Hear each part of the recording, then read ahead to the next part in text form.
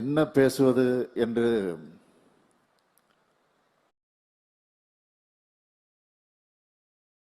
ஒரு உணர்ச்சி பயமான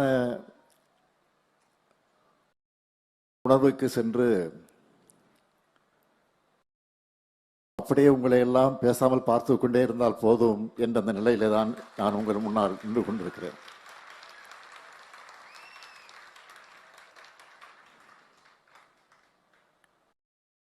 இங்கே திருமதி ரோஹிணி அவர்கள் பேசுகிற போது குறிப்பிட்டு சொன்னார்கள், இது ஒரு உணர்ச்சிகரமான நெகிழ்ச்சியான நிகழ்ச்சி என்று. உண்மைதான். அந்த உணர்வோடு தான் நான் இந்த நிகழ்ச்சியில பங்கேற்றுக் கொண்டிருக்கிறேன். இங்கே வந்திருக்கக்கூடிய அதேபோல் இந்த நிகழ்வை தொலைக்காட்சிகளின் மூலமாக நேரலையிலே பார்த்து கொண்டிருக்கக்கூடிய அத்தனை மாற்றுத்திறனாளி சகோதர சகோதரிகளுக்கு முதல்ல என்னுடைய இதயபூர்வமான மாற்றுத்திறனாளிகள் நாள் வாழ்த்துக்களை நான் தெரிவித்துக் கொள்ள விரும்புகிறேன். இந்த நாள் மற்ற நாட்களை போல இல்லாம இது வெறும் கொண்டாட்டத்துக்கான நாள் மட்டும் கிடையாது. நம்ம திராவிட மாடல் அரசை பொறுத்த வரைக்கும் மாற்றுத்திறனாளி தோழர்களுக்கு சம வாய்ப்புகளை வழங்கி சம உரிமையோட சமுதாயத்தில் வாழ்வதற்கான நடவடிக்கைகளை மேற்கொள்ளுகிற நினைவுறுத்தக்கூடிய நாள் தான் இந்த நாள். அந்த வகையில உங்களுடைய திறன்களை போற்றக்கூடிய நாளா இந்த நாளை நாம் கொண்டாடி கொண்டிருக்கிறோம்.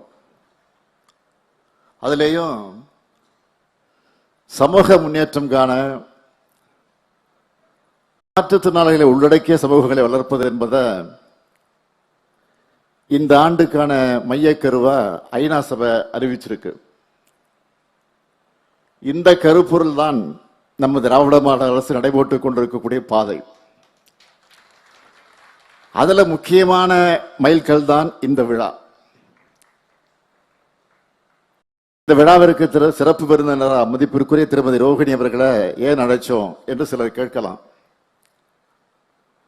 சமூக சேவைய சிலர் திடீரென வெளிப்படுத்துவார்கள், திடீரென காணாமல் போய்விடுவார்கள். ஆனால் பல ஆண்டுகளாக தொடர்ந்து சமூகத்திற்கு செயல்பட்டு வரக்கூடியவர் தான் திருமதி ரோஹிணி அவர்கள். அதுதான் அவருடைய தனித்தன்மை.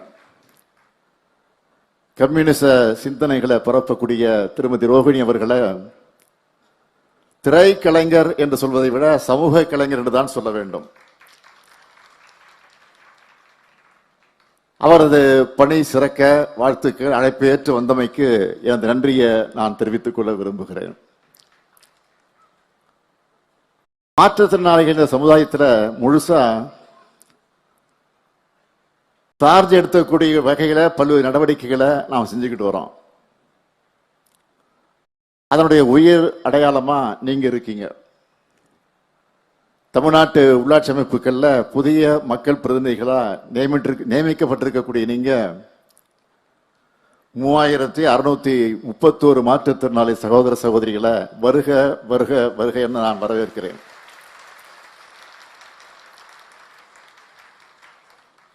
இப்போது நகர்ப்புறத்திலும் 9 மாவட்ட கிராமப்புற உள்ளாட்சி அமைப்புகளை நியமித்திருக்கிறோம். அடுத்த மீதமுள்ள உள்ளாட்சி அமைப்புகள் அமையும் போது இன்னும் 9000க்கு மேல் அதிகாரம் பெற இருக்கிறீங்க நீங்க. இதுதான் திராவிட மாடல். நம்முடைய வாழ்க்கையில எத்தனையோ நாட்கள் வந்து போகுது. அதுல சில நாட்களை நம்மால ஒருபோதும் மறக்க முடியாது. இன்னும் சில நாட்களை வரலாறு மறக்காது. அப்படிப்பட்ட முத்திரை பதிக்கக்கூடிய திருநாள் தான் இந்த பெருநாள் தான் இன்றைய நாள். சமத்துவத்தையும் சமூக நீதியையும் உயிர்மூச்சா நினைச்சு முன்னேற்ற பாதையில் நடைபெறக்கூடிய நம்முடைய தமிழ் சமூகம் பெருமை கொள்ளக்கூடிய நாள் இந்த நாள். கடந்த ஏப்ரல் மாதத்தில் இந்த முன்னெடுப்புக்கான அறிவிப்பை சட்ட முன்வடிவா தாக்கல் செஞ்ச மறுநாள் சகோதரர் பேராசிரியர் தீபக்நாதன் அவர்களும் மற்ற மாற்றுத்திறனாளி தோழர்களும் வந்து என்ன சந்திச்சாங்க. சந்திச்சப்போ ஆற தழுவி கொண்ட போது அதுதான் எனக்கு கிடைச்ச மிகப்பெரிய விருதா நான் நினைச்சப்போ. அதனாலதான் சொல்றேன், டிசம்பர் 3ஆம் நாள் அந்த நாளை உலக மாற்றுத்திறனாளிகளாக நாளை அறிவிச்சு கொண்டாடுகிற ஐநா அமைப்புக்கு கூட இந்த நிகழ்ச்சியை பார்த்து பெருமைப்படும். சாதி, மதம், இனம், மொழி, பாலினம்னு ஏராளமான வேறுபாடுகளும் பாகுபாடுகளும் தீண்டாமைகளும் நிறைஞ்சிருக்கக்கூடிய இந்த சமூகத்தில் இதெல்லாம் களையப்படணும். நாம் அனைவரும் சமம், எல்லாருக்கும் சமவரம் இருக்குன்னு மக்களோட உரிமை குரலா உருவான இயக்கம் தான் திராவிட இயக்கம். போக்குத்தனங்கள் இறுகி போயிருந்த காலகட்டத்தில் பேச்சாலும் எழுத்தாலும் அறிவு சிந்தனை விதைச்சு நம்ம கொண்டு வந்திருக்கக்கூடிய மாற்றம் மிகப்பெரியது. பெரும்பாலான மக்கள் சமூக தீமைய, அந்த தீண்டாமைய கைவிட்டு முற்போக்கு பாதைகளை நடைபெற ஆரம்பிச்சுட்டாங்க. இதுதான் இந்திய நாட்டோட மற்ற பகுதியிலிருந்து தமிழ்நாட்டை வேறுபடுத்தி காட்டுது. இப்படிப்பட்ட நம்மோட மரபுல நாம இன்னைக்கு தொடங்குகிற பயணம் மிக மிக மிக முக்கியமானது. கடந்த காலங்களில் மாற்றுத்திறனாளிகளை எப்படியெல்லாம் புறக்கணிச்சாங்க, எப்படிப்பட்ட இன்சென்டிவான சொற்களை எல்லாம் பயன்படுத்துறாங்க.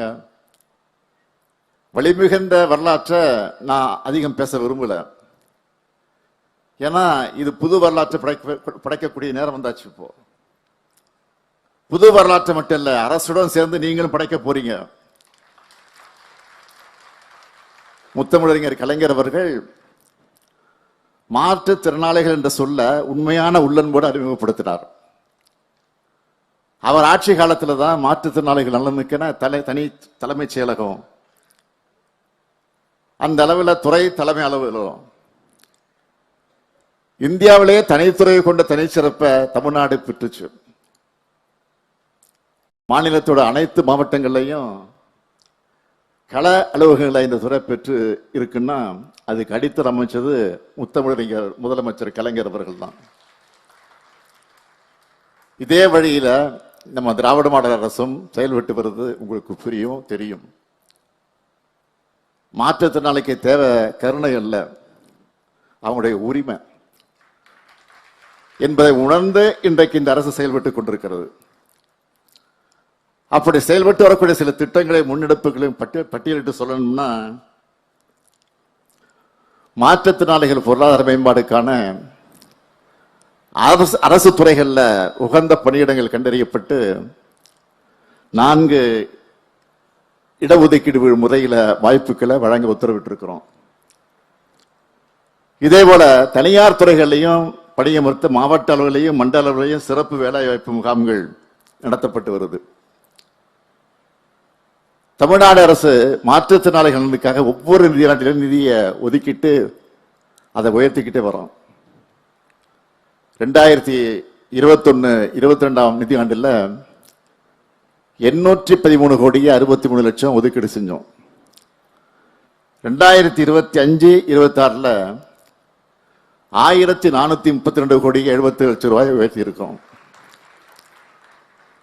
மாற்றுத்திறனாளிகளுடைய நலனுக்காக மட்டுமே இதுவரை 60க்கும் மேற்பட்ட அரசாணைகளை பிறப்பிச்சிருக்கோம்.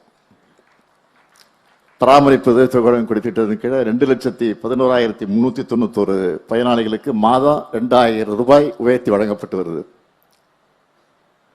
பள்ளிகள், மறுவாழ்வு இல்லங்கள் சீரமைப்புக்கு 2 கோடி ரூபாய் நிதி தரப்பட்டிருக்கு.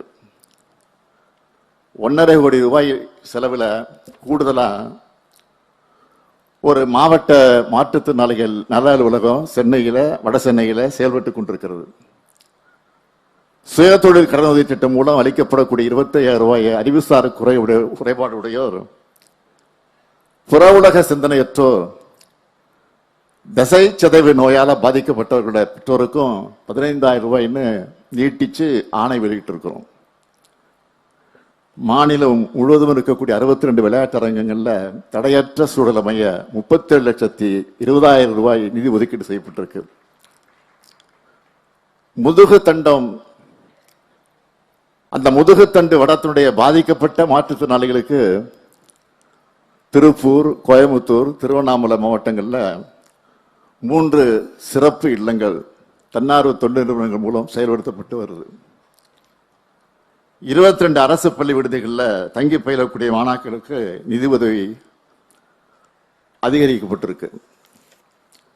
அனைத்து மாவட்ட ஆட்சி அலுவலகங்களிலும் மாவட்ட ஆட்சியர் கூட்டம் நடத்தும் போது முக்கிய நிகழ்வுகள் போதும் செவித்திறன் பாதிக்கப்பட்டோர் பயன்பெறக்கூடிய வகையில் சைகை மொழிபெயர்ப்பாளர் வசதியும் செய்யப்பட்டிருக்கு. மாற்றுத்திறனாளிகளுக்கு முன்னுரிமை அடிப்படையில் வீட்டுமனை பட்டாக்கள் வழங்கப்பட்டிருக்கு. மாற்றுத்திறன் மாணவர்களுக்கு வழங்கப்பட்டு வரக்கூடிய கல்வி உதவித்தொகை 2 மடங்காக உயர்த்தி 22,300 மாணவர்கள் பயன்பெறக்கூடிய வகையில் 7 கோடி ரூபாய் கூடுதல் நிதி ஒதுக்கீடு செஞ்சு மாவட்டங்களுக்கு நிதி வழங்கப்பட்டிருக்கு. அரசு போட்டித் தேர்வுகளில் கலந்துக்க மாற்றுத்திறனாளிகளை ஊக்குவிக்க ஆண்டுதோறும் 200 மாற்றுத்திறனாளிகளுக்கு உணவு மற்றும் தங்கும் விடுதி வசதியோடு கூடிய சிறப்பு பயிற்சி வகுப்புகள், முதற்கட்டமாக சென்னையில் குரூப் 2, 2A தேர்வு எழுத உள்ளவங்க பயிற்சி வகுப்புக்கு பதிவு செஞ்ச 41 மாற்றுத்திறனாளிகளுக்கு வேலைவாய்ப்பு மற்றும் பயிற்சித்துறை மூலம் பயிற்சி வகுப்பு நடத்தப்பட்டிருக்கு. அரசு மற்றும் பொதுக்கூட்டங்களை மாற்றுத்திறனாளிகளை எளிதாக பயன்படுத்தக்கூடிய வகையில் தடையற்ற சூழல் அமைக்கும் பணிகளும் நடைபெற்று வருது. சாய்வுத்தள பாதை, மின்தூக்கி அமைத்தல், கழிவறை அமைத்தல், பார்வைத்திறன் குறையுடையோர் எளிதில் செல்வதற்காக டேக்டைல் தரைப்பகுதி, பிரெய்லி எழுத்துக்கள் கொண்ட தகவல் பலக உள்ளிட்ட நடவடிக்கைகள் பல்வேறு அரசு துறைகள் மூலமாக கட்டடங்களில் மேற்கொள்ளப்படுது. ஒருவரும் விடுபடுதல் கூடாது என்ற நோக்கத்தில் மாற்றத்திலான இருப்பிடத்திற்கே சென்று அவருடைய மறுவாழ்வு சிகிச்சைக்கான பயிற்சி, மாநிலம் முழுவதும் உள்ள அனைத்து மாற்றுத்திறனாளிகளும் தங்களுடைய விருப்பத்திற்கு ஏற்ற வகையில் உபகரணங்களை தெரிவு செஞ்சிக்கக்கூடிய வசதியை அறிமுகப்படுத்தி 125 கோடி ரூபாய் ஒதுக்கீடு செஞ்சு இப்போ தன்னிறைவு நிலையை அடைகிற வகையில் செயல்பட்டு கொண்டிருக்கிறோம். இப்படி எத்தனையோ திட்டங்களை உருவாக்கி செயல்படுத்தக்கூடிய அரசு தான் உங்களுடைய திராவிட மாடல் அரசு என்பதை நான் பெருமையோடு குறிப்பிடுகிறேன். இந்த வரிசையில தான் மாற்றுத்திறனாளிகளுடைய அரசியல் சமூக உரிமை நிலைநாட்டுகிற வகையில ஒரு முக்கியமான ஒரு சட்டத்தை கொண்டு வந்தோம். எல்லோரும் சொன்னாங்களே பேசுகிற போது, உங்களுடைய கோரிக்கையை நீங்களே ஒழிக்கணும்னு உள்ளாட்சி அமைப்புகள்ல ஒரு மாற்றுத்திறனாளி உறுப்பினர் இடம்பெறுவார் என்ற மாபெரும் சமூக உரிமையை வழங்கி இருக்கிறோம். அந்த அடிப்படையில் உங்களை போன்ற மக்கள் பிரதிநிதிகளை உருவாக்கி இருக்கிறோம். ஊராட்சி அமைப்புகள், ஒன்றிய அமைப்புகள், மாவட்ட அமைப்புகள்னு இன்னைக்கு நீங்க மக்கள் பிரதிநிதிகளாக ஆகியிருக்கிறது மூலமா சமூகத்தில் மக்களாட்சிக்கான உண்மையான பொருளை உருவாக்கிட்டு இருக்கோம். இனிமே நீங்க அரசு கொண்டு வர திட்டங்களோட பயனாளிகள் மட்டும் அல்ல, அரசோட திட்டங்களை உங்க குரல்ல பதிவு செய்ய போற மக்கள் பிரதிநிதிகளாக மனுக்கள் போட போறவங்க இல்ல, நீங்க மனுக்களை பெற்று தீர்வு காண போறீங்க. இப்போ நம்மை பொறுத்த வரைக்கும் நாம் சொல்லும் ஒவ்வொரு சொல்லும், எழுதக்கூடிய ஒவ்வொரு எழுத்தும், செய்யக்கூடிய ஒவ்வொரு செயலும் மாற்றத்தை உண்டாக்கணும், மக்களுடைய வாழ்க்கையில முன்னேற்றத்தை கொடுக்கணும். அதனால்தான் திருநர்கள், மாற்றுத்திறனாளிகள் அவர்களை போன்ற சொற்களை பயன்படுத்துகிற போது அதை பயன்பாட்டுக்கு கொண்டு வரும். இந்த சொற்களுடைய பயன்பாடு சமூகத்தில் ஒரு உளவியல் மாற்றத்தை ஏற்படுத்தி கொண்டிருக்கிறோம். திட்டங்களை உருவாக்குறதும் உதவித்தொகை வழங்குறதையும் எவ்வளவு முக்கியமோ அதே அளவுக்கு சமூகத்தோட மனமாற்றமும் முக்கியம். அந்த மனமாற்றத்தை நோக்கி நீங்க நடைபோட இனிமேல் நீங்கள் ஆற்ற போற பணிகள் முக்கியமானதாக இருக்கும். ஒவ்வொரு ஊர்ல இருக்கக்கூடிய மாற்றுத்திறனாளிகளுடைய குரலையும் நீங்க எதிரொலிக்கணும். அவங்களுக்கான தேவைகளை உள்ளாட்சி அமைப்புகள் எடுத்து சொல்லி நிறைவேற்றி தரணும். இப்போ சில பிற்போக்குவாதிகள் இவங்கெல்லாம் மக்கள் பிரதிநிதிகளாக என்ன செய்ய போறாங்கன்னு நினைக்கலாம். அவங்களுடைய தரம் அவ்வளவுதான். அதை பத்தி நம்ம கவலைப்பட வேண்டிய அவசியம் இல்லை. எந்த நொடியிலும் நீங்க தன்னம்பிக்கையை மட்டும் விட்டுவிடக்கூடாது, சோர்வடையக்கூடாது. தலைவர் கலைஞரையே நீங்கள் ஒரு ரோல் மாடலா எடுத்துக்கிட்டு செயல்படணும். தலைவர் கலைஞர் அவர்கள் ஒரு முறை ஒரு விபத்தில் சிக்கினார், விபத்தை எதிர்கொண்டார். அதனால அவருடைய கண்ணில் கூட பாதிப்பு ஏற்பட்டுச்சு. இருந்தாலும் அந்த வலியை கூட பொறுத்துக்கிட்டு இறுதி வரை சமூகத்துக்காக உழைச்சார். ஏராளமான இலக்கிய படைப்புகள், உடன்பிறப்புகளுக்கு கடிதங்கள், தமிழ்நாட்டு வரலாற்றை திருத்தி எழுதின அறிக்கைகள், திட்டங்களை அவரால் கொடுக்க முடிஞ்சிச்சு. கண்ணில ஏற்பட்ட பாதிப்பு அவர் மனசை பாதிக்கல. தலைவர் கலைஞர் முதுமை காலத்துல சர்க்கரை நாற்காலியை தான் வர வந்தார். சர்க்கரை நாற்காலி இருந்தபடி எப்படி பம்பரமா சுழண்டு உழைச்சார்னு உங்களுக்கு தெரியும். இந்த விழிப்புணர்வு தான் அரசியலுக்கு அவசியம், மனிதர்களுக்கு அவசியம்.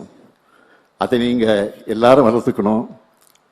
ஒட்டுமொத்த திறனாளிகளுக்கும் மாற்றுத்திறனாளிகளுக்கும் தன்னம்பிக்கையை எப்படி உருவாக்குவது என்று ஆலோசித்து தான் இப்படி ஒரு சட்டத்தை நாம் உருவாக்கி இருக்கிறோம்.